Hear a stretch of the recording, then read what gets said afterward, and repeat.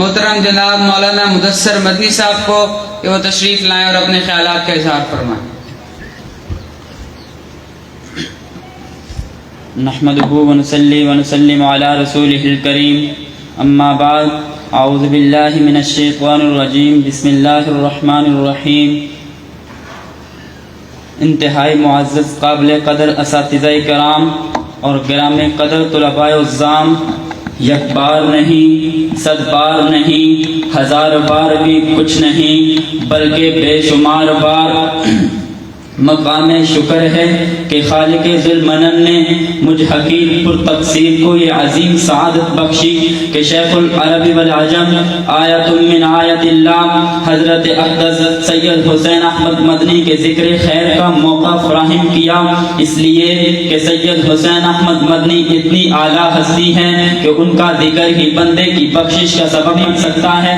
سید حسین احمد مدنی کا کردار اتنا بلند و بالا ہے کہ اس کا ذکر ہی بندے کی ہدایت کا سبب بن سکتا ہے۔ سید حسین احمد مدنی کا عشق رسول ایسا باکمال ہے کہ اس کا ذکر ہی بندے کے عشق رسول میں کمال حاصل کرنے کا سبب بن سکتا ہے۔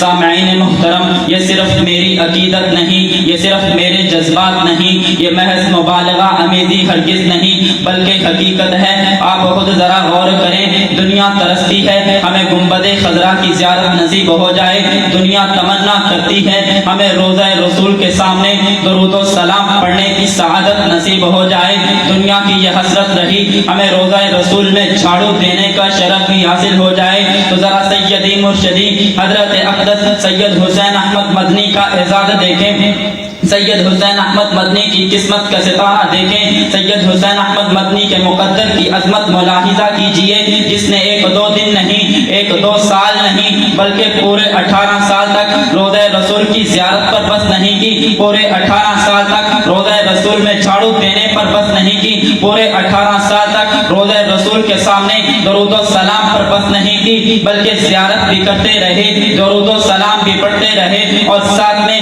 حدیث رسول اللہ صلی اللہ علیہ وسلم کا درس بھی دیتے رہے۔ سامعین محترم، حضرت مدنی کا عشق رسول دیکھیں، مدینہ منورہ کی گلیوں کے چھلکے اٹھاتے ہیں اور پانی میں بھگو کر کھا لیتے ہیں۔ کسی نے کہا حضرت ان چھلکوں میں کیا رکھا ہے؟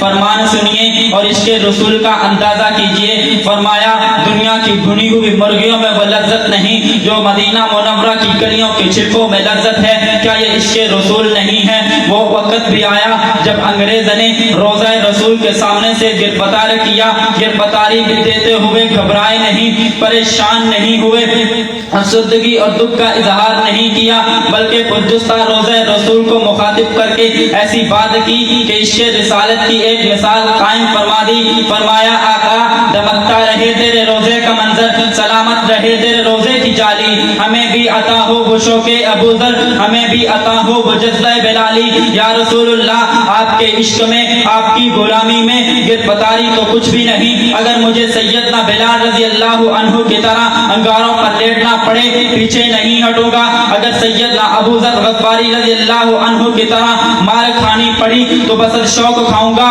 اس لیے کہ جفا جو عشق میں ہوتی ہے وہ جفا ہی نہیں، ستم نہ ہو تو محبت میں کچھ مزہ ہی نہیں۔ واجب الاحترام سامعین، حضرت مدنی کا علم دیکھو بے مثال نظر آئے گا، حضرت مدنی کا تقویٰ دیکھو لاجواب مدنی کا، حضرت مدنی کی سیاست دیکھو لازوال نظر آئے گی۔ جب حضرت مدنی علم پڑھنے پر آئے تو اس طرح پڑھا کہ اساتذہ کے لیے قابل رشک بن گئے، جب علم پڑھانے پر آئے تو اس طرح پڑھایا کہ شاگرد بھی اشعر کر اٹھے، جب جہاد کرنے پر آئے تو اس طرح کا جہاد کیا کہ بڑے بڑے علماء مفکر دانشور انگشت بدندہ رہ گئے، جب سیاست کے میدان میں آئے تو اس طرح اس میدان میں اترے، لوگوں کو یہ کہنا پڑا کس شیر کی آمد ہے کہ دن کانپ رہا ہے، بہت بڑا جلسہ انگریز کے جبر و استبداد کے خلاف منعقد کیا گیا، حضرت سید حسین احمد مدنی کے خطاب کا اعلان کیا گیا، حضرت انگریز حکومت نے پابندی عائد کر دی کہ جلسہ گاہ میں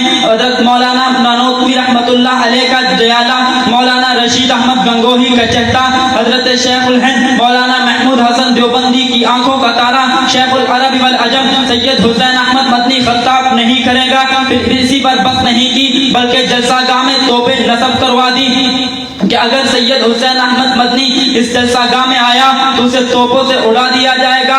تو دن پورا ہزاروں کا مجمع موجود ہے کہ آج کیا ہونے والا ہے. تو دنیا نے دیکھا اس مرد حریت کو نہ دھمکیاں روک سکی نہ توپیں روک سکی. اچانک اسٹیج پر جلوہ گر ہو گئے. جب بولے تو یوں بولے کہ انگریز کی ساتھ پشتیں بھی اس بول کو بھلا نہیں سکتی. اور توپوں کا دیکھ کر فرمایا یہ پھرتی ہیں بلبل چوچ میں گل ڈھونڈتی ہیں کہ شہید ناز کی تربت کہاں ہے. میرے واجب الاحترام سامعین وہ وقت بھی یاد کیجئے.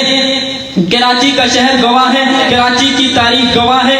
انگریز کی عدالت لگی ہوئی ہے, حضرت مدنی کٹہرے میں کھڑے ہیں. انگریز جج کہتا ہے حسین احمد کیا تو نے فتویٰ دیا ہے کہ انگریز کی فوج میں بھرتی ہونا حرام ہے. فرمایا واہ حضرت مدنی تیری جرت, واہ حضرت مدنی تیری طاقت, واہ حضرت مدنی تیری سچائی. گرج کر فرمایا دیا کیا ہوتا ہے, اب بھی فتویٰ دیتا ہوں اور دیتا رہوں گا کہ انگریز کی فوج میں بھرتی ہونا حرام ہے. تو انگریز جج کہنے لگا تمہیں پتہ ہے کہ اس کی سزا کیا ہے.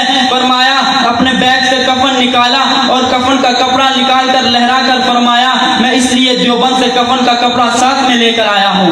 تو پھر ہم کیوں نہ کہیں نہ منہ نہ سر جھکا کر جیے نہ منہ چھپا کر جیے, ستم گروں کی نظروں سے نظریں ملا کر جیے. ایک دن کم جیے تو کیا ہوا, ہم ساتھ ان کے تھے جو مشعلیں جلا کے جیے. واہ